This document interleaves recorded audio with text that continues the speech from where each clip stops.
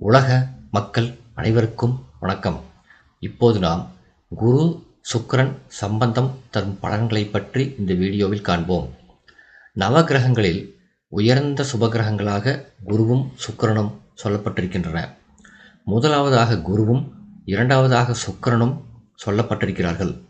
ஜோதிட சாஸ்திரத்தில் பிரம்மாதான் ஜோதிட சாஸ்திரத்தை படைத்து ரிஷிகளை படைத்து அவர்கள் மூலம் ஜோதிட சாஸ்திரத்தை பரப்பியதாக ஜோதிட நூல்கள் கூறுகின்றன. பிரம்மாவுக்கு 2 பிள்ளைகள். ஒருவர் ஆங்கிரச முனிவர், இன்னொருவர் பிருகு முனிவர். ஆங்கிரச முனிவரின் பிள்ளைதான் குரு, பிருகு முனிவரின் பிள்ளைதான் சுக்கிரன். எனவே பிரம்மாவின் பேரன்கள்தான் நவகிரகங்களான குருவும் சுக்கிரனும். குருதான் உயர்ந்த சுபகிரகம். குருதான் அனைத்து நல் ஒழுக்கங்களையும் பக்தி நெறியையும் நல்ல பண்பையும் பண்பாட்டையும் பல மத ஆச்சாரியார்களையும் ஆன்மீக பற்று உள்ளவர்களையும் ஆலய நிர்வாகிகளையும் உருவாக்குபவர்.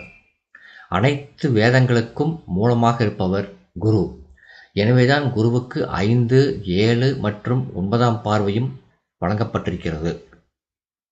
உலக மகிழ்ச்சி, சந்தோஷம், அழகான தோற்றம், இல்வாழ்க்கை சுகம் அனுபவித்தல், நல்ல வாழ்க்கை துணையை பெறுதல் போன்றவற்றுக்கு காரணமானவர் சுக்கிரன்.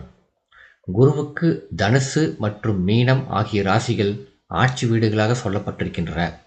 சுக்கிரனுக்கு ரிஷபம், துலாம் ஆகிய ராசிகள் ஆட்சி வீடுகளாக சொல்லப்பட்டிருக்கின்றன. குரு சுக்கிரன் இருவரும் ஒன்றுவிட்ட சகோதரர்கள்.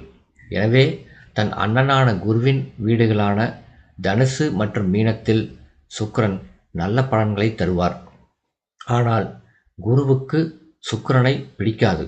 எனவே குரு சுக்கிரனை பகையாக நினைப்பதாக சாஸ்திரங்கள் சொல்கிறது. பொதுவாக குரு நல்ல ஆதிபத்தியத்தை பெற்று சுக்கிரனின் வீடுகளான ரிஷபம், துலாமில் அமர்ந்தால் நல்ல உயர்வான பலனை தருவார். குரு ரிஷபம் அல்லது துலாத்தில் அமர்ந்து சுக்கிரன் குருவின் வீடுகளான தனுசு அல்லது மீனத்தில் அமர்ந்து பரிவர்த்தனம் பெற்றிருந்தால் ஜாதகருக்கு உன்னதமான அறிவும் உலக சுகபோகங்களும் கிடைக்கும்.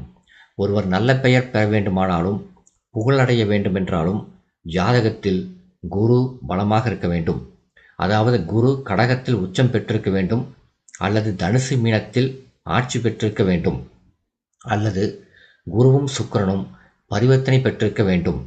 சுக்கிரன் ரிஷபம் துலாமில் அமர்ந்திருந்தாலும் குரு தனுசு மீனத்தில் அமர்ந்திருந்தாலும் ஜாதகர் சுகபோகங்களை அனுபவிப்பார், புகழ் பெற்றவராக விளங்குவார், நல்ல கல்வி அறிவை பெற்றவராக இருப்பார், செல்வ வசதிகளை பெற்றவராக இருப்பார், பண்புள்ளவராக விளங்குவார், ஒழுக்க சீடராக விளங்குவார். ஒருவர் அழகான நல்ல வீட்டை கட்டி வாழ வேண்டுமென்றாலும் நல்ல வாகன வசதிகளை அனுபவிக்க வேண்டுமென்றாலும் உயர்கல்வி, கலை ஞானம் போன்றவற்றை பெற வேண்டுமென்றாலும் அழகை மெருகூட்ட வேண்டுமென்றாலும் சுக்கிரன் ஜாதகத்தில் பலம் பெற வேண்டும். ஆக குருவும் சுக்கிரனும் ஜாதகத்தில் பரிவர்த்தனை பெற்றிருந்தால் உன்னதமான பலனை தருவார்கள். குருவும் சுக்கிரனும் ஒரு ஜாதகத்தில் பார்த்து கொள்ளும் அமைப்பில் இருந்தாலும் ஜாதகன் தன் சொந்த முயற்சியால் செல்வம் சேர்ப்பார். குருவும் சுக்கிரனும் ஒரே ராசியில் அமர்ந்திருந்தாலும் போட்டி போட்டுக்கொண்டு நல்ல பலன்களை ஜாதகருக்கு தருவதாக ஜோதிட சாஸ்திரம் கூறுகிறது. அழகுக்கும் ஆடம்பரத்துக்கும் நல சுகபோகங்களுக்கும் வாழ்க்கையை அனுபவிப்பதற்கும் சுக்கிரனின் பலம் தேவை. நல்ல அறிவு வளர்ச்சி, ஒழுக்கம், ஆன்மீகம், கல்வியால் புகழ் பெறுதல் போன்றவற்றிற்கு குருவின் பலம் தேவை. எனவே கல்வியில் ஒருவர் புகழடைய வேண்டுமென்றால் புதன் மற்றும் குருவின் பலம் ஜாதகத்தில் அவசியம். குருவும் சுக்கிரனும் ஒரு ஜாதகத்தில் நல்ல நிலையில் அமைந்திருந்தால் ஜாதகர் ஒரு நல்ல ஒழுக்கமான தலைவராக புகழ் பெற முடியும், உலகியல் ஞானத்தை பெற முடியும். அதாவது உலகியல் ஞானம் என்பது அனைத்து உலக மக்களை பற்றியும் உலக பொருளாதாரத்தை பற்றியும் உலக பண்பாட்டை பற்றியும் தெரிந்து வைத்திருப்பதாகும். குருவும் சுக்கிரனும் சம்பந்தம் பெறுதல், அதாவது இருவரும் ஒரே ராசியில் ஒன்று சேர்ந்து அமர்தல், ஒருவருக்கொருவர் பார்த்து கொள்ளுதல், ஒருவர் வீட்டில் மற்றொருவர் அமர்வு போன்ற யோகத்தை பெற்ற ஜாதகர்கள் சாதாரணமான நபர்களாக இருக்க முடியாது. அவர்கள் வாழ்க்கையில் உயர்வான நிலையை பெற்றவர்களாக இருப்பார்கள். உலக சுகபோகங்களை அனுபவிப்பவர்களாக இருப்பார்கள். புகழை சம்பாதிப்பவர்களாக இருப்பார்கள். கல்வி அறிவையும், பண்டிதன் என்ற நிலையையும், தலைவன் என்ற நிலையையும், கோயில் தர்மகர்த்தா என்ற நிலையையும் பெற்றிருப்பார்கள். இந்த வீடியோ உங்களுக்கு பிடிச்சிருந்தா லைக் பண்ணுங்கள், ஷேர் பண்ணுங்கள், சப்ஸ்கிரைப் பண்ணுங்கள். நன்றி.